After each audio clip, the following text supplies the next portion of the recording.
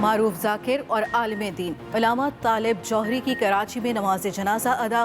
نماز جنازہ میں سیاسی اور سماجی شخصیات سمیت بڑی تعداد میں شہریوں کی شرکت۔ طالب جوہری عارضہ قلب کے باعث کئی روز سے نجی اسپتال میں زیر علاج تھے۔ صدر مملکت، وزیر اعظم، چیئرمین سینٹ، وزیر خارجہ، گورنر سندھ، وفاقی وزیر اطلاعات کا علامہ طالب جوہری کی وفات پر گہرے رنج و غم کا اظہار۔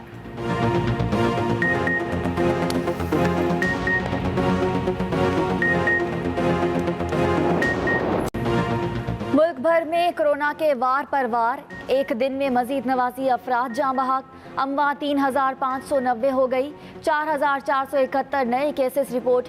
مریضوں کی تعداد 1,81,088 تک جا پہنچی۔ پنجاب میں 66,943، سندھ میں 69,628، خیبر پختونخوا میں 21,997، بلوچستان میں 9,475، اسلام آباد میں 10,912۔ اسلام آباد میں اسمارٹ لاک ڈاؤن سے کرونا کیسز میں کمی، G9-2 اور 3 میں لاک ڈاؤن سے کرونا کیسز کے گراف نیچے کی طرف گیا۔ ڈی سی اسلام آباد کا دعویٰ، کہتے ہیں لاک ڈاؤن کی وجہ سے یومیہ کیسز کی تعداد 25 سے کم ہو کر 7-8 پر آ گئی۔ G9-2 اور 3 کو کھولنے یا بند رکھنے کا فیصلہ کل ہوگا۔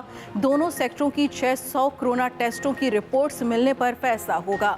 دوسری طرف ہفتہ اتوار کے بعد کاروباری سرگرمیاں بحال، اسمارٹ لاک ڈاؤن بھی جاری۔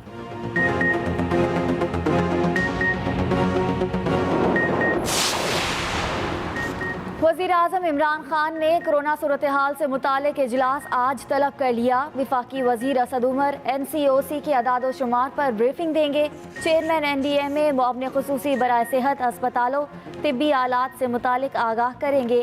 پاکستان کے بڑے شہروں میں اسمارٹ لاک ڈاؤن کے بعد کی صورتحال سے بھی آگاہ کیا جائے گا۔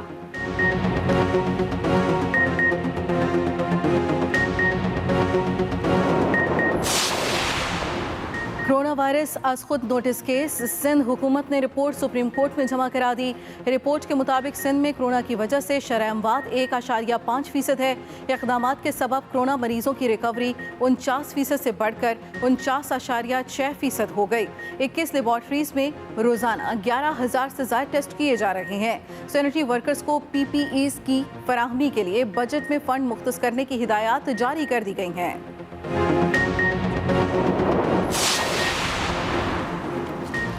قومی اسمبلی کے بجٹ اجلاس میں اپوزیشن اور حکومتی ارکان میں بحث۔ حنا ربانی گھر بولی، حکومت عوام کو بیوقوف بنانے کی کوشش کر رہی ہے، ہم یہاں تنقید کرنے نہیں ڈیلیور کرنے آئے ہیں۔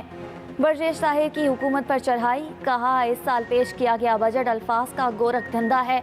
اندلیب عباس نے جوابی وار میں کہا، نواز شریف اور زرداری نے پاکستان میں کالے دھندے لگا دیے۔ نون لیگ پیپلز پارٹی نے غربت کو کھاؤ، مال کو بناؤ، ادارے گراؤ اور چلے جاؤ پر کام کیا۔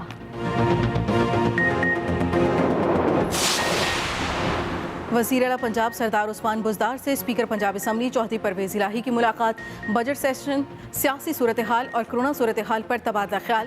وزیر اعلیٰ پنجاب نے کہا، اپوزیشن کے پاس فلاح عامہ کا کوئی ایجنڈا نہیں، غلط فہمیاں پیدا کرنے والوں کی کوئی سازش کامیاب نہیں ہوگی۔ چوہدری پرویز الہی بولے، وزیر اعلیٰ عثمان بزدار کے ساتھ ہیں اور رہیں گے۔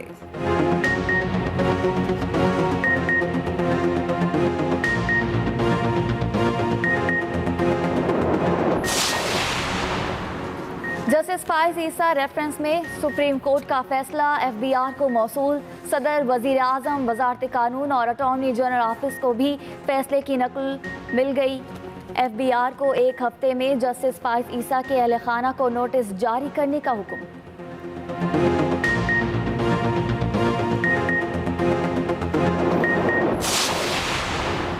اسلام آباد ہائی کورٹ میں 10ویں قومی مالیاتی کمیشن تشکیل کے خلاف درخواست پر سماعت۔ عدالت کا فائنانس ڈویژن کی جانب سے جواب جمع نہ کرانے پر اظہار برہمی۔ جسٹس میاں گل حسن نے ریمارکس دیے، فائنانس ڈویژن نے 27 جون تک جواب جمع نہ کرایا تو عدالت سٹے بھی دے سکتی ہے۔ مسلم لیگ نون کی مزید دستاویزات جمع کرانے کی متفرق درخواست منظور۔ قومی مالیاتی کمیشن کی تشکیل پر تحفظات کا وزیر اعلیٰ سندھ کا خط ریکارڈ کا حصہ بنا دیا۔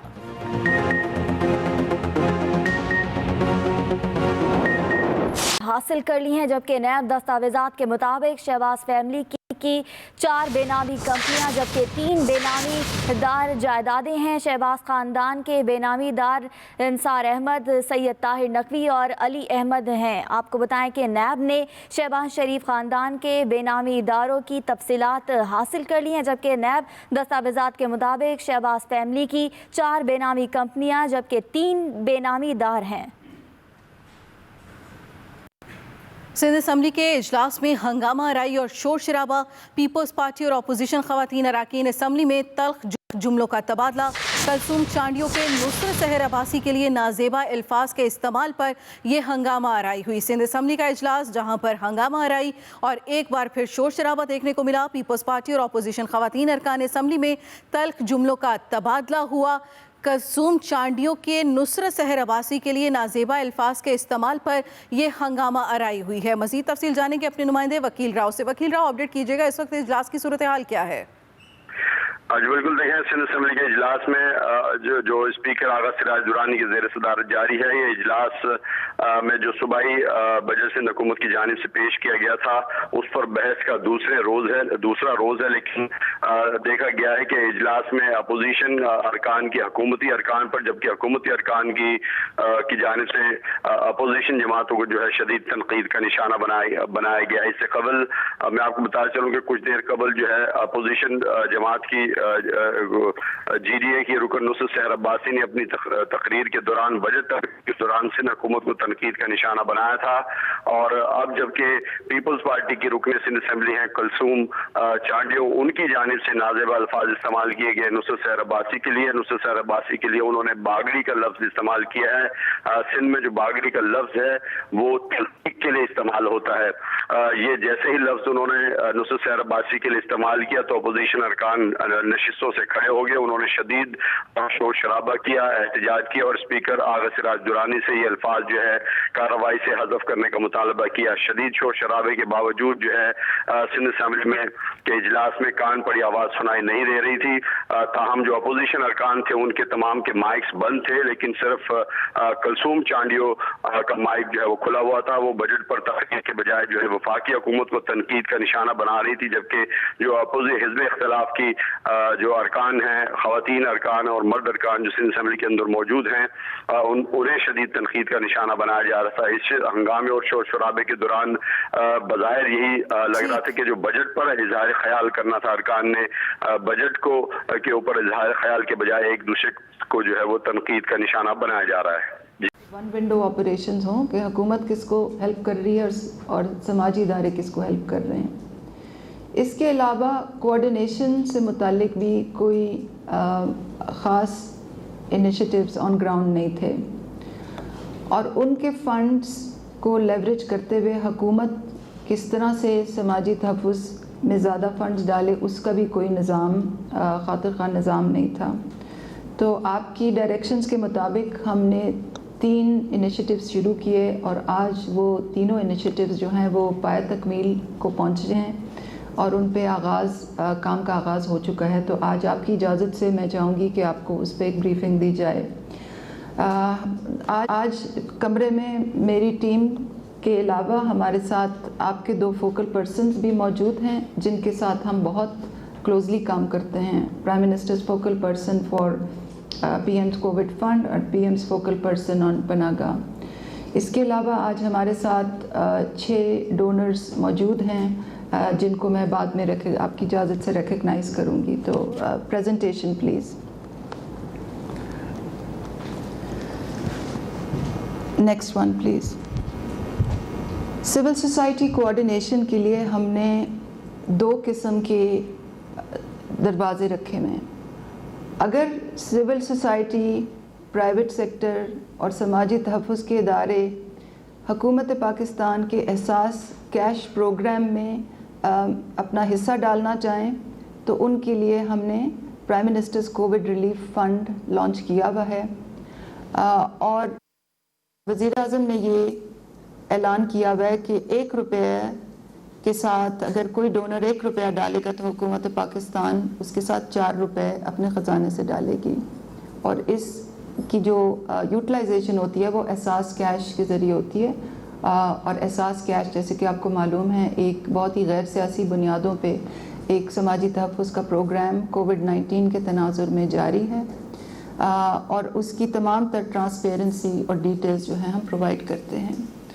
اگر کوئی سماجی تحفظ کا ادارہ کیش نہ دینا چاہے مگر ان کائنڈ سپورٹ کرنا چاہے، مثال کے طور پہ راشن دینا چاہے، لنگر خانہ لگانا چاہے، پناہ گاہ لگانا چاہے، تو ان کے لیے ہم نے 2 طرح کی پارٹنرشپ کا بندوبست کیا ہوا ہے۔ ایک ایپ کے ذریعے جو ان کی جیوگرافک لوکیشنز کو میپ کرے گی، اور دوسرا ہم نے ایک راشن پروگرام کے ذریعے ایک ڈیٹا شیئرنگ کا طریقہ کار بنایا ہوا ہے، جس پہ ابھی آپ کو ہم بریفلی بریف کریں گے۔ نیکسٹ ون، سب سے پہلے جو راشن کا جو میکنزم ہے، حکومت پاکستان 16.5 ملین لوگوں کو، کروڑ لوگوں کو،